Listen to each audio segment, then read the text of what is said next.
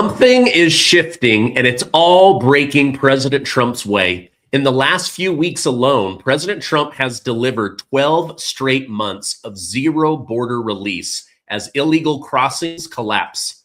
He's watching Virginia Democrats get slammed by their own court for an unconstitutional gerrymander. New polls show Republicans on track to hold and even grow the House, and U.S. forces just hit Iran's terror network again without dragging the United States into a new war. Today, I'll walk you through Trump's border victory and what it means for illegals going out and legal merit-based migration coming in, how Democrats just blew $100 million on map rigging and got humiliated, and now they just got even worse news, and new polling and cultural shifts show that Democrats are in big, big trouble. Thank you guys so much for liking and sharing these videos and your comments down below. I love reading them. Let's jump right in. Well, President Trump just notched one of the biggest border wins in modern American history, and almost nobody in the corporate media is talking about it.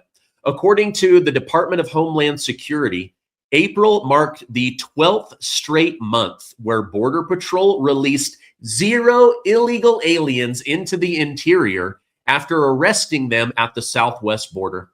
Illegal crossings have collapsed by over 95% compared to Joe Biden and the Alejandro Mayorkas era. Then tens of thousands of people crossed the border every single day, catch and release as fast as they could, dumping them into American cities. This is exactly what President Trump promised: illegals going out and not coming back in. The message at the border is now crystal clear. If you cross illegally, you are detained and sent back to your home country, not put on a bus with a bunch of cash and sent to Chicago or New York to hide from Border Patrol. They are enforcing the law, and it's showing up, and Democrats are freaking out. Now, at the same time, Trump is reshaping immigration so legal, merit-based entries can actually work the way Americans have thought it should. Asylum is being tightened for real persecution cases, not the use of a magic word to get past the system. The long-term vision is simple: legal migration based on countries' need. People who come through the front door ready to work and contribute, not walk straight to the welfare office. For the United States, that means less chaos at the border, more control over who comes in and out, and a system that finally prioritizes American citizens, safety, and workers. For Democrats, it's a political nightmare. Trump has proof on paper that a secure border was always possible and that there's nothing to be done going forward. And if they try to do this again, we know how to shut it down. Well, Trump and MAGA just racked up another huge victory. You know, Virginia Democrats just got humiliated at the highest court in the land, and it's entirely their own doing. They tried to sneak through a radical gerrymander in Virginia using deceptive ballot language and a rushed process, hoping voters would be confused and not notice the partisan power grab to pick up 4 additional seats and make Virginia a 10 Democrat, 1 Republican state. A lower judge called them out. Then the Virginia Supreme Court slammed the door, ruling 4-3 that the amendment process itself violated the state constitution and that the scheme effectively legalized partisan gerrymandering. This wasn't some MAGA court either. The majority, including justices appointed, are backed by Democrats who still said, no, this is unconstitutional. They found that the General Assembly failed to follow basic rules. A proposed amendment has to be passed in 2 separate sessions with an intervening House election, and the process used to ram this through flat out ignored those requirements. Now, instead of accepting defeat, Democrats have doubled down. They burned through roughly $100 million, and donors say, what the heck? Do everything you can, break the law. You just wasted our money. So what did they do? After the Virginia State Court, Supreme Court knocked it down, they immediately ran to the federal U.S. Supreme Court. Jay Jones, the Attorney General and State Solicitor General, begged the Supreme Court, please do an emergency meeting and accept this court case. What did they say? A one-line order rejecting their request with no dissents. The justices essentially told the AG of Virginia, you've been told no over and over and over again, and we're not going to dignify this with wasting the court's time. So this is massive. Now the Democrats are stuck with the existing 6-5 map. Donors are furious that Obama and Jeffrey swindled them out of $100 million only to look like losers. And then it leaked out their plan to try to lower the justices' age and force them into retirement. But nobody's having it. The Virginia courts are saying hell no to the Democrat Party. In fact, somebody tried to bring this up over on CNN, and they also got slapped down. Listen to what was shared over there. More power. Yeah, there's been sort of two Democratic responses. The first is hers. And after years of hearing Donald Trump is going to destroy the Constitution and undermine the very fabric of our society, now in order to protect the Constitution, we need to expand the court, undermine the judiciary, eliminate the Electoral College, which is how we've always elected the president, and then add DC and Puerto Rico as states. I mean, the irony is just beyond that she wants to save democracy by undermining the Constitution. So that's the one reaction that we've seen. And then the other reaction is the reaction from the far left, like Hassan Piker, who literally has said, this is going to lead to more political violence, which is kind of an endorsement of that, suggesting that that's what's going to happen. So I found it alarming to see that Democrats basically either want to undermine our Constitution in order to save democracy, or are essentially calling for violence. I don't know. I mean, I think you can let Hassan Piker. All right. So in order to save the Constitution, we have to break the Constitution and call for more political violence. This is the Democrat way, but we're not going to take it anymore.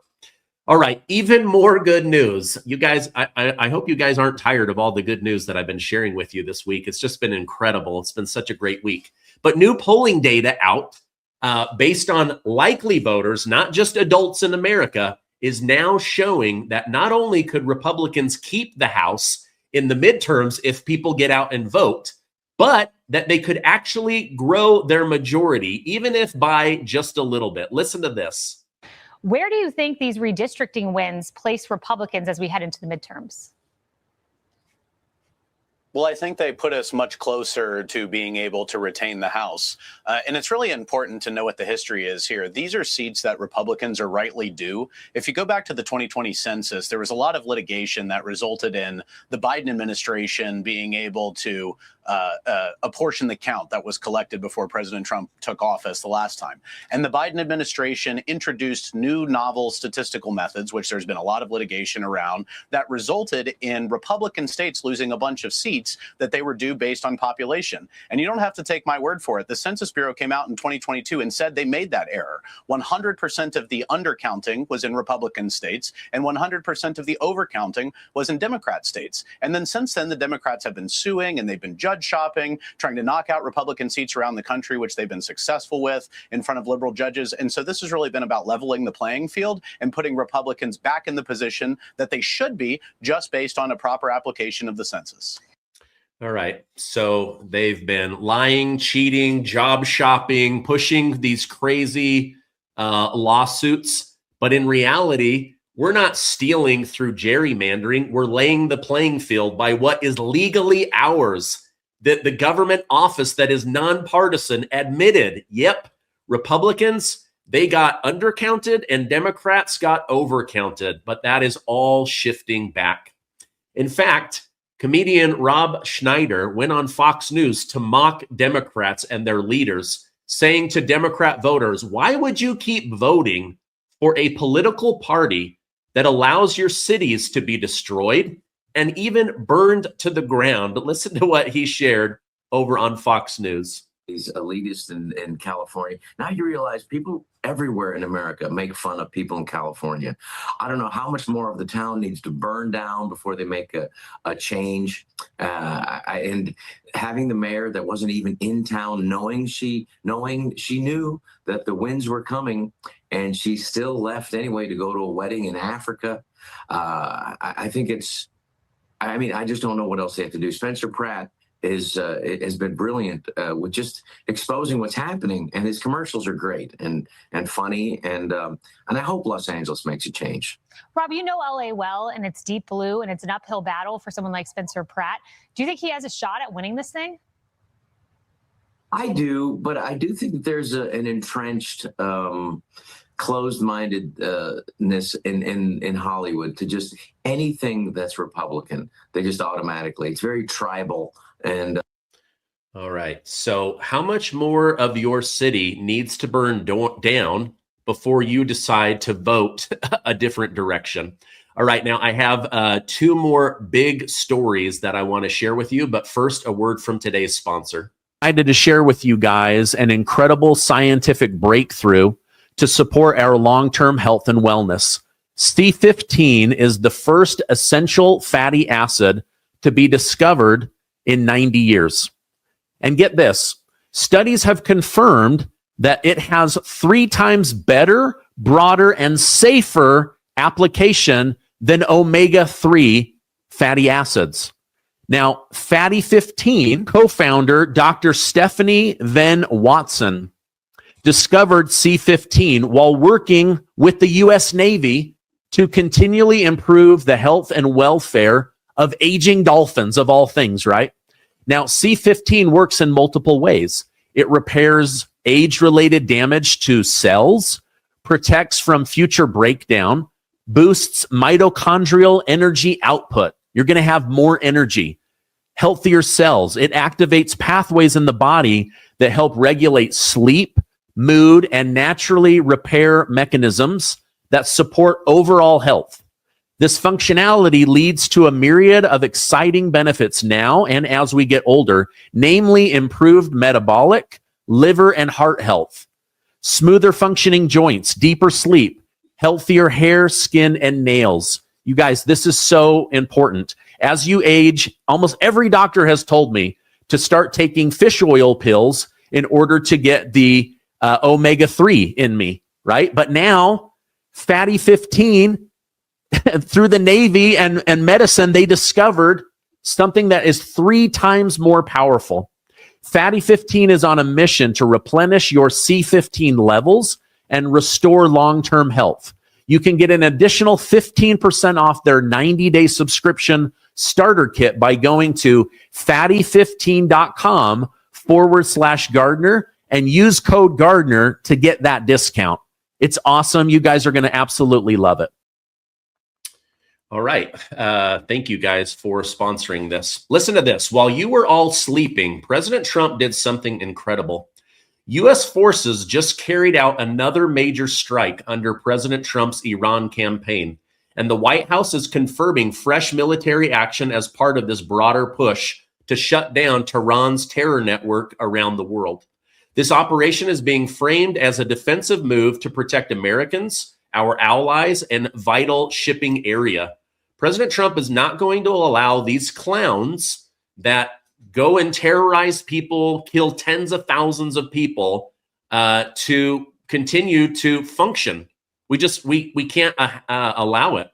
So let me bring this up to the stage, and I'm going to read this to you. Tonight, at my direction, brave American forces and the armed forces of Nigeria flawlessly executed a meticulously planned and very complex mission to eliminate the most active terrorists in the world from the battlefield. Aboud Bilal al-Manuki, second in command of ISIS globally, thought he could hide in Africa, but little did he know we had sources who kept us informed on what he was doing. He will no longer terrorize the people of Africa or help plan operations to target Americans. With his removal, ISIS's global operation is greatly diminished. Thank you to the government of Nigeria for your partnership and this operation. God bless America. President Donald J. Trump. So the second highest in command globally in ISIS decided to rear his ugly head. He's been involved in the death of tens of thousands of people, terrorizing towns, cities, killing Americans. Nigeria said, we want to be in partnership with the United States. President Trump said, we're the only military in the world that can pull off this complex of a mission. So together with the US military and the Nigerian military, they were able to, bam, take this guy out. He will never again kill Americans or Africans. And this is huge. And I wanted to bring that to your attention. Unbelievable. All right. Lastly, independent journalist Nick Shirley, the guy that exposed all the Somali fraud and the fraud out in California, he was invited to speak at a rally in the United Kingdom earlier today where 500,000 Brits showed up to say, close our borders, make England great again, take back our country, stop giving our hard-earned money to illegals that come here and live off of our labor and refuse to get jobs or learn English. Stop the rape gangs that have infiltrated the United Kingdom. Our daughters and sons are worth saving. It's a great little speech. Let me go ahead and share that. This guy is a hero. USA! USA! USA! Today I've walked with some of you here, and as I was walking, one sign really crossed my mind. There was a sign today that said, we did not vote for open borders, digital ID, two-tier policing, higher taxes, loss of free speech, pedophiles in politics, higher cost of living. Now your media will call you far right, and your prime minister will call you guys dangerous. But the ideas of freedom of speech are not dangerous, or the idea that you want to know who your neighbor is does not make you dangerous. It means that you have common sense. We live in a world where common sense is becoming somewhat abstract to have. A lot of people don't have it these days. In the United States, we let an entire state commit billions of dollars in fraud because we were afraid, our politicians were afraid of being called racist or Islamophobic for speaking out against the fraud. Here in the United Kingdom, you guys had young women be raped by gangs of men, and your politicians allowed it because they're afraid of being called a racist or Islamophobic. That does not make you a racist for speaking truth. All right, he goes on, but I just love that America and President Trump are setting the example around the world that our tax dollars are precious, that a country is not a country without a border. Not everyone deserves to live a great life inside of a country if they're not going to come and contribute. If you're not going to use your own labor to produce money, but you're there just to live off of the taxpayers, then you can't come in. And heaven forbid, you cannot rape our children. So get these politicians out, get these illegal migrants that are raping people out, and take back your country. That's what we're doing in America, and that's what I love seeing being done all around the world. Nick Shirley really is a great guy. If you agree with that, write great guy down below. I think he's great. All right, I just wanted to come on this weekend and share this with you. So many big wins. This is what we voted for. This is what I voted for. A closed border, getting rid of the bad guys, cleaning up the fraud. So many really amazing things. All right, I love you guys. Stay amazing, and I will see you on the next video.